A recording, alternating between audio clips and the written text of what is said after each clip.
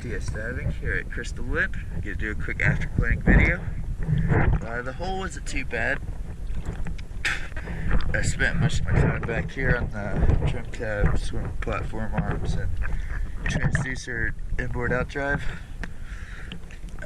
This outdrive appears to have no zincs on it, and it does have signs of galvanic corrosion.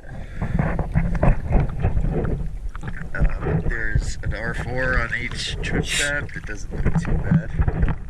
Might last another couple of months. So we're going to take a look. Today's October 22nd. Bulls Bay Pier. And slip 12.